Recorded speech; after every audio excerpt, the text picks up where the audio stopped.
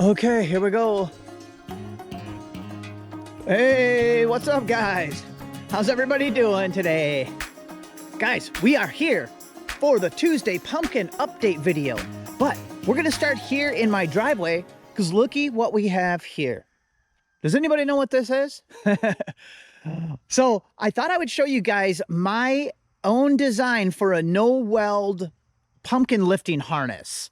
So I have it spread out here just so we can kind of see it, but basically this is a lifting harness for lifting these giant pumpkins. So there is people that weld them and sell them with the straps attached and everything, but usually it's around $400 if it comes with the hardware and straps and everything.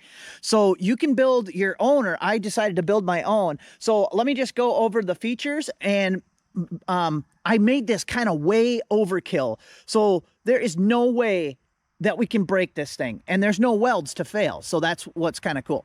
So it has an aluminum rim, but the rim doesn't actually take any of the weight of the pumpkin. It's just being used as a spreader. So it's spreading the straps out. The straps actually come through these M12 eye bolts, these really heavy duty eye bolts here that come out. There's 8 of them. And the straps directly connect to this giant master link. So this is a 14,000 pound master link. So this is what will slide onto the pallet fork. So, or hook or whatever, I think it'll be okay on the pallet fork that we're using. So, and each strap has its own D-ring shackle, which I wouldn't have had to have done it like this. I actually gave each strap its own 3-ton D shackle, which I could have put 2 straps in and only gotten 4 of these. You get what I'm saying? But I ended up, oh God, it makes it kind of heavy. I ended up getting 8 of them D shackles. So every strap has its own shackle. And these straps are 11,000 pound toe straps. So we have no issues there. They come already with a loop on both sides, which is really awesome. These are 8-foot straps, so we should have plenty of reach to get around the pumpkin. In the future, if I grow a 3,000 pound pumpkin, we could always swap these out for 10-footers, but these are 8-foot straps. But they have a big heavy loop on this end because you run a rope through the loops on the end. So I got this super heavy, this is a dock, like a dock rope. I'm not sure exactly what it's called. Yeah, for tying like heavy boats to the docks. So this has a 10,000 pound tensile strength, but that will be distributed to 8 different points.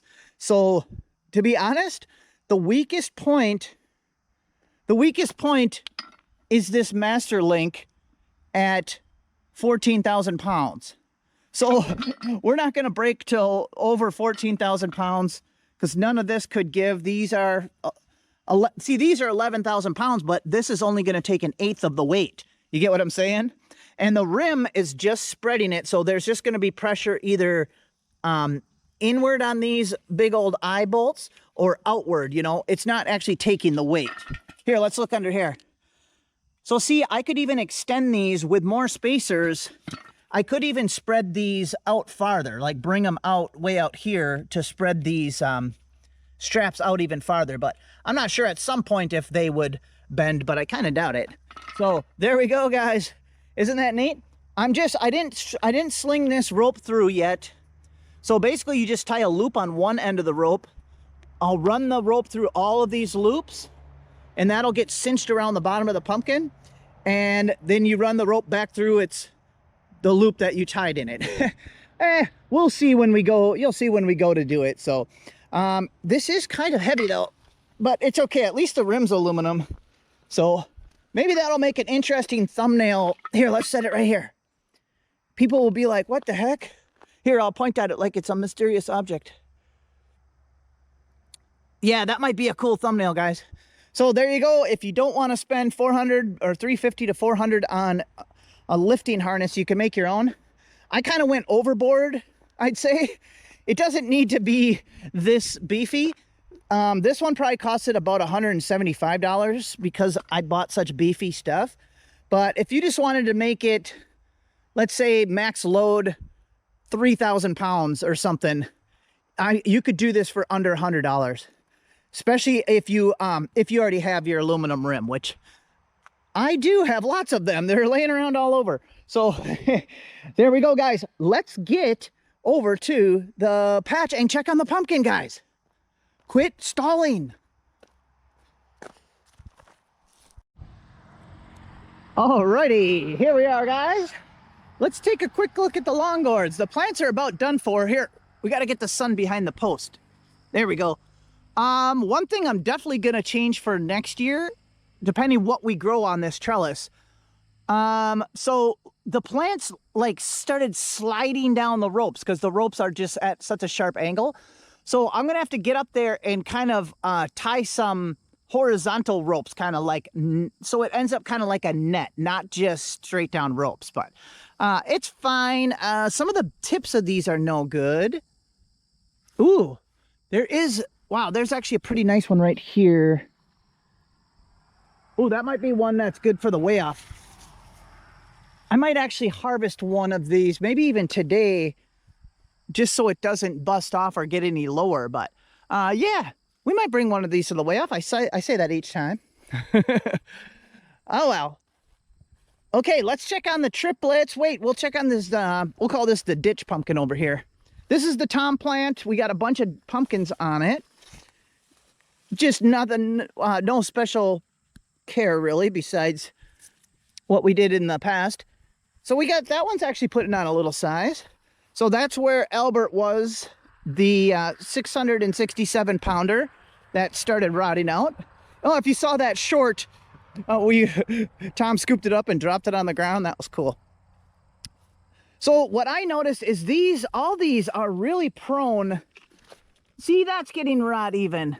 This plant itself, the fruits are really prone to cracking, which is no good. So I'm not going to save or sell any of these seeds actually from these. They're getting pretty big though. This is like, last time I measured, this one was 326 pounds or something. It looks like about 350, 300, probably 250. So one plant can have a lot of pumpkins on it. These are all on one plant. There's one out there. And then, like I said, it had a 650 pounder there. Here, let's look at the stem of this one. See, even here, this is dry, but look at these cracks. I just don't like that genetically. I wouldn't want that to grow that if I was trying for a monster, so. All right, let's get down here and check on the big one. We got one giant pumpkin over here. This is the 1727 Jacobus plant, if anybody's new to the channel. We have obviously showing some age now because we are, I don't even know. Is it September 16th? Yes, it is. Okay, September 16th. But we still have a lot of green leaves, and this is a big plant. It goes way over to that, to that metal pole over there. We got plant over there. Let's see. I've been cutting the new growth, trying to stop. Oh, here's one. Oh, here's one too. Uh-oh, I guess I got to come in here again. I've been tearing off this new growth. There's no reason that we would need new growth at this point. See, I guess there is some. Jeez, this kind of grows fast. But I don't mind having a few extra nice fresh leaves like this, So I'm just getting rid of that very new growth because we're just trying to push energy into the pumpkin at this point. Because we have only like less than 20 days left, guys. Okay, I can do this on my own time. Let's just take an overall look here. Geez, a lot of them growth tips started. Maybe it's because I gave it a little fish. I decided to give this plant a little bit fish just because, like, there's so many good micronutrients in fish, but it also has nitrogen, so that might be the reason. Okay, let's go in here. We got to open this up anyway because it's going to be hot out today. Let's make sure everything's okay. Oh yeah, I gotta explain something. Here, let me get this thing opened up. I'll be right back. Oh, alrighty. So here, let me explain what happened yesterday. So I came in here yesterday and I was checking on my McDonald's cup. This is how I check if it has grown. I usually put this cup like a few millimeters or a centimeter away. And then if it's touching the next day, then I know the pumpkin's still growing. So I was checking on the cup and I noticed a hole in the sand right here. A mouse had started digging underneath the pumpkin, which is like a pumpkin grower's worst nightmare. But luckily I explored, like dug it out, and the mouse stopped only after a few inches because it's not a good environment for burrowing. It's just sand and then there's foam underneath it. But anyway, I went and set up mouse traps, and sure enough, I had one. I didn't show it on here, but I just checked it, and I caught a mouse right here by the blossom end. We're perfectly fine there. So maybe we saved the pumpkin with the mouse trap. I don't like to kill creatures if I don't have to, but one mouse could ruin 12 months of work. Wow! Holy cow, this thing's still creeping along, I think. Look at, we're getting some maturity going. Here, let's just set this blanket down. I don't know how to show the size of this thing. Let me just show myself in here a little bit. Can you see? Wow, yeah, so we're getting, it's getting this crazy, which I've seen genetically with this pumpkin and some others. Toward the bottom, it's getting this kind of cool pattern. It's almost like greenish gray along the bottom rim, and then as it comes up, it's got the starburst pattern. Looks like it's gonna stay like this kind of peach colored, which is super cool. It's just massive, and it's getting some spots of cantalouping, so the pumpkin's getting more mature, and it's actually starting to feel more solid.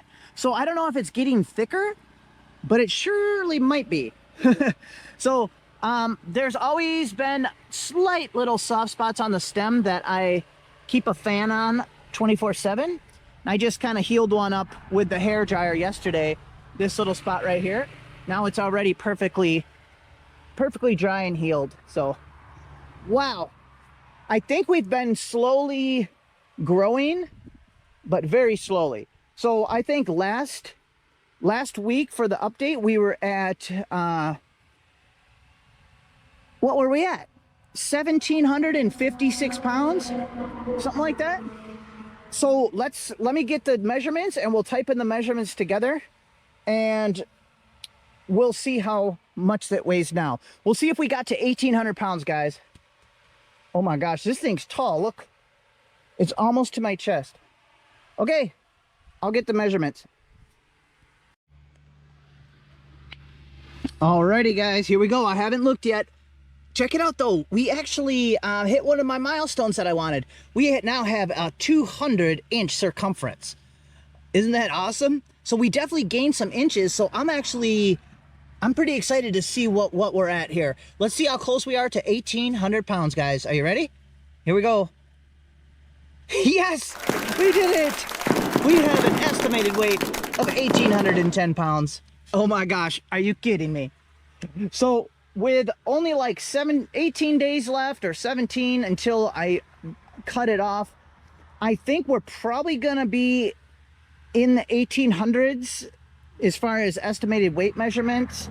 But who knows, maybe we can see let's see how close we can get to 1,900 by the time we harvest. Because the closer we get to the 2,000 pound mark, the better chance we have of it going heavy and actually weighing 2,000 pounds.